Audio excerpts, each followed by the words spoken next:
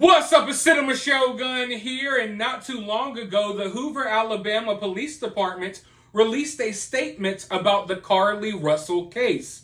And I want to go over that statement with you all. But I am warning you, the most interesting part about this statement is not what they said, it's what they didn't say. Because nowhere in this statement do they mention if the little kid on the side of the road was found. There's no mention on if the kid was found or if the kid is safe. No mention of that at all. There is no warning to the public that there may be a threat to the public. I would like to believe that if the Hoover, Alabama Police Department believed that there was a threat to the public out here on the loose, I would like to believe that they would say something. There is no mention of any immediate threat to the public. There is no mention of kidnappers. There is no mention of a suspect. There's no mention of anything involving anything like that, basically. And I find that very interesting. But let's go ahead and start going over this statement. Update on missing person Carlee Russell. The Hoover Police Department is releasing additional information on the safe return of Carlee Russell. Since the time of the 911 call at 9:34 p.m. on July 13th, 2023, the Hoover Police Department has expended every available resource into locating Carlee, and we celebrate with the Russell family on her safe return at approximately 10:44 p.m. on July 15th. The following information are facts we have been able to determine at this point in the investigation. We are still gathering and evaluating evidence in this case. So let's go ahead and pause right there. Just in case anyone was wondering, this investigation is still ongoing. So they're still looking into things, which means they don't necessarily have answers for everything that happened yet. So I am glad that they are still looking into this case, but let's go forward. Carlee left work from a business at the Summit in Birmingham at approximately 8:20 p.m. She ordered food from a nearby business at the Colonnade and traveled there. We have worked to retrace all of her actions from the time she left the Colonnade until she called 911, and are well on our way to completing that task. At this point in the investigation, we have not been able to locate anyone with Carlee from the time she left the Colonnade until the 911 call was made. So, what they're saying there is that they haven't been able to identify anyone that was with Carlee. Meaning, I believe, that Carlee was by herself this entire time. They don't believe, or at least they haven't been able to find out if Carlee was with anyone. So up until the point that she called 911, and I'm assuming they're talking about the original 911 call when she supposedly saw the kid on the side of the road. From up until that point, no one with her. Also, seeing as they're saying that they can't, locate anyone that was with Carlee, up until that point, I'm wondering if they're also kind of halfway talking about the kid because they're not able to locate the kid either. But who knows? That remains unclear. But let's go forward. Carlee communicated on her cell phone with individuals known to her while on her path of travel up to the point of calling 911 at 9:34 p.m. The conversation with the 911 operator ended and Carlee called a relative. She went missing during that conversation sometime after 9:36 p.m. after telling both the 911 operator and the relative she had seen a male toddler in a diaper on the side of I-459 and was stopping to check on him. Traffic camera footage was obtained, which depicted this portion of the incident, and that footage is still being analyzed as part of the investigation in conjunction with the 911 call to accurately determine the time frame. Carlee's 911 call remains the only timely report of a child on the interstate. So, what they're saying here is that no one called 911 about this child but Carlee. Out of all the cars driving down the road, no one reported that a kid was on the side of the road. Right here, it says that Carlee said that the child was a boy and in a diaper. Looking at the footage, it's nighttime. It's hard for me to believe that Carlee, or anyone for that matter, would have been able to spot a kid from that far away. In the footage, you see that she pulls over and just keeps going and going. But when I made a video about that footage, you can go watch that video. From the way I see it, if she really did see a kid or someone on the side of the road, I'm thinking that maybe it happened off camera before you see her vehicle come into the camera angle pulling to the side. I find it almost impossible to believe that Carlee saw a kid from far away. Now, some people think that maybe she circled around and came back to the street. I mean, anything is possible. But hey, who knows? Let's go ahead and go forward, though. Hoover police officers arrived on scene within 5 minutes of being dispatched, and several other officers arrived shortly behind. They located Carlee's wig, cell phone, and purse on the roadway near her vehicle, and Carlee's Apple Watch was in her purse. Investigators with the Crimes Against Persons Unit were notified, and the investigation immediately began in earnest with numerous leads being followed. Many local, state, and federal agencies immediately offered assistance and provided personal and other resources to the investigation. No stone was left unturned, and the investigation continued throughout the weekend. At 10:44 p.m. on July 15th, the Hoover 911 Center received a call from Carlee's residence that she had returned home on foot. Hoover police and fire responded to the residence where Carlee was located. She was immediately transported by the Hoover Fire Department to the UAB hospital to be evaluated and was treated and released. Detectives responded to the residence and to UAB to take an initial statement from Carlee. The details of that statement are part of the ongoing investigation, which is expected to continue over the next few days.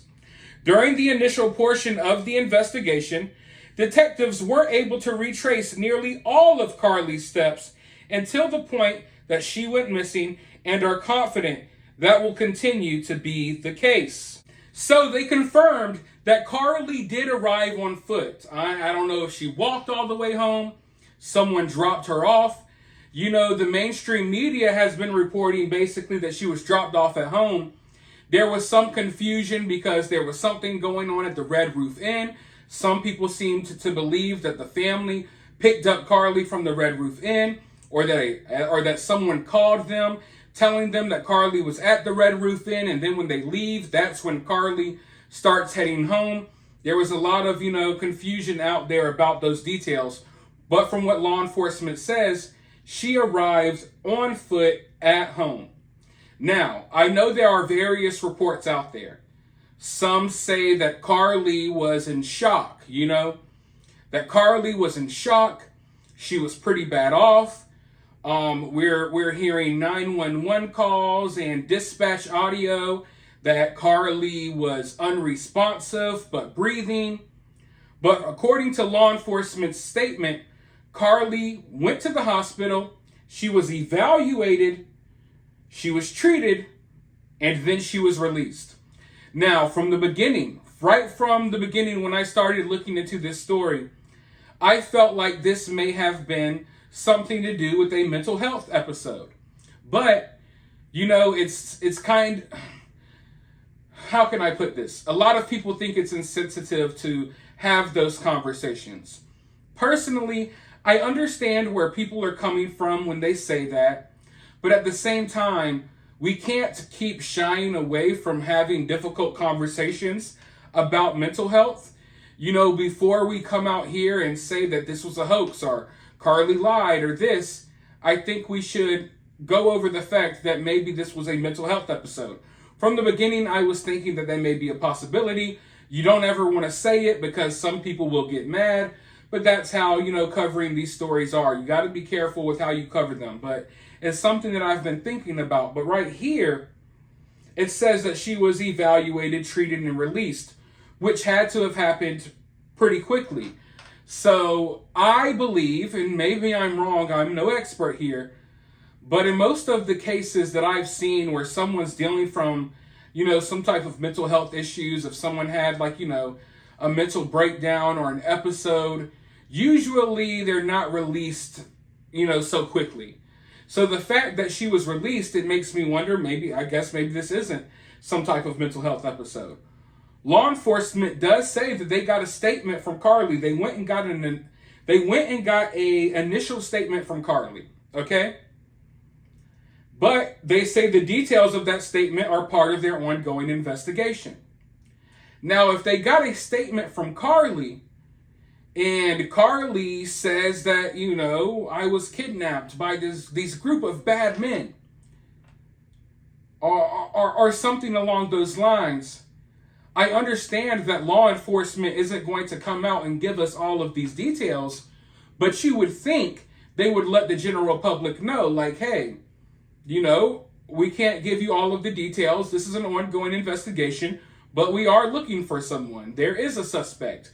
Be on the lookout for this, or just be aware that there are people in your area who are kidnapping people on the side of the road.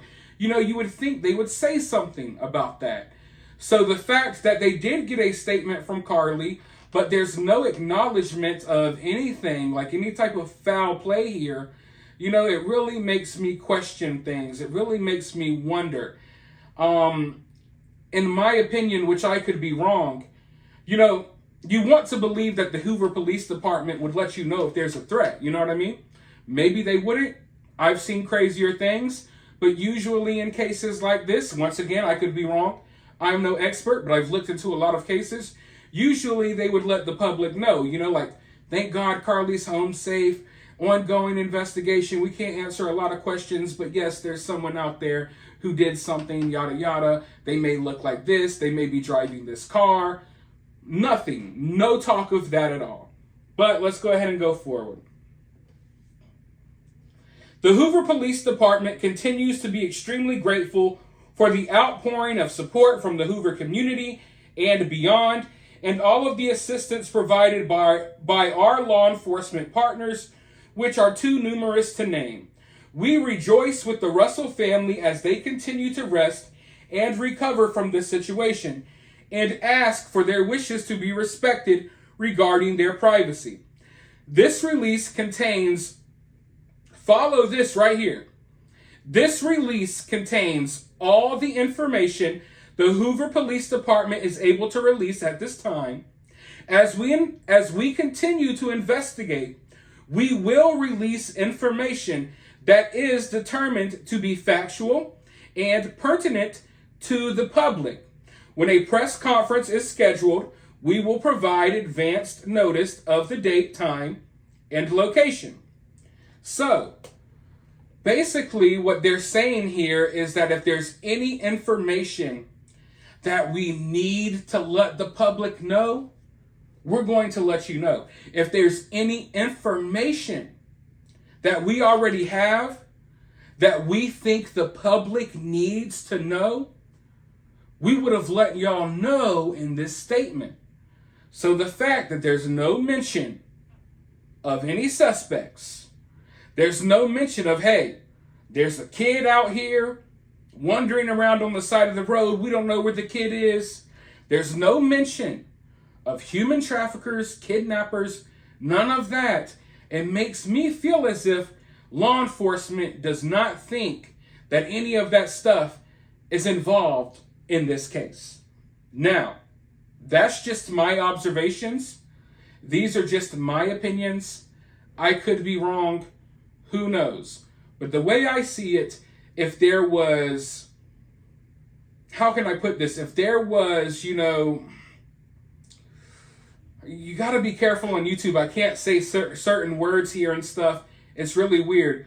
But the way I see it, if law enforcement thought that this girl was kidnapped by some dangerous people, I believe that they would have put that out there in their statement. Now, I find it very interesting that law enforcement released this statement only after the boyfriend released a statement on Instagram claiming that Carlee fought for her life for 2 days, for 48 hours, and that she escaped and she was abducted and all of that other stuff. You would think that if that information was true, and I'm not saying that it's not, it very well could be, you would think that law enforcement would at least have some mention of that. But law enforcement has no mention of any of this dramatic story about Carlee breaking away and escaping and all of this other stuff. Law enforcement is not mentioning that at all. And even Carlee's own family, they released a statement, and there's no mention of that either. So I feel like the lack of information that we're getting is kind of very telling. Because if that information's not included, I feel like that means that the Hoover Police Department does not find it factual. Remember, they said this is all of the factual information we have. And they didn't say anything about any of these claims about Carlee being held. So, of course, they could be trying to be secretive with their information. Law enforcement does do that. They do that.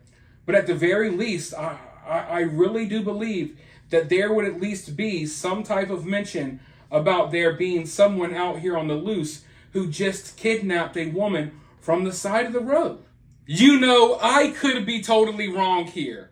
And in fact, I hope that I'm totally wrong here. But in all honesty, the way this statement reads to me, it almost feels as if it's law enforcement trying to basically, in a nice way, kind of get the story straight about what's going on here. I don't think that law enforcement is going to come out and just be like, hey, this is a blatant lie. This is a very sensitive situation. And regardless if Carlee got kidnapped or it's a hoax or a mental health episode, it's still a very difficult situation for her family, who believed this girl was missing, or she could have been missing for real, for days now. So law enforcement isn't going to come out and just blatantly say things. You know what I mean? They're not going to just rudely be like, yeah, this is a hoax, and rub it in the family's faces. I feel like this was law enforcement's way of kind of clearing up, some of the rumors and stuff that are out there. I feel as if they put this information out there so people could kind of read between the lines a little bit. And maybe I'm reading into things a little too much here. But I do find it interesting that we were getting this statement, or we were getting one story from the boyfriend earlier, and then law enforcement released this statement, and they claim, hey, we couldn't find anyone that was with Carlee. They said that they basically retraced all of Carlee's steps. They say that, hey, we got the footage, we're examining the footage. And I feel like they're basically telling you, like, okay, we know this didn't happen. We know this didn't happen. We know this didn't happen. The whole report comes off to me like, hey, we kind of know that none of this actually happened in a way. Like they didn't necessarily point out any, misinformation that may be swirling around, but they made sure to let you know, like, this is the factual information. And nowhere in this factual information do we say anything about anyone being held hostage. We don't say anything about anyone kidnapping anyone. We don't say anything about the kid. We ain't saying anything about that because maybe they don't view that as factual information. I would like to believe, I would hope that if law enforcement really thought that there are suspects out here on the loose kidnapping people from the side of the road, using 3-year-olds on the side of the highway as bait. I would hope that law enforcement would let the public know, like, hey, this is very much real. This is very much happening. Be careful. None of that. So you tell me what you think happened down in the comments below. I'm not going to tell you what I think. I told you what I think about this police report, and we'll leave it at that. Let me know your thoughts below while you're down there. Hit the thumbs up, hit the subscribe, ring that notification bell, and I'll talk to you all in the next video.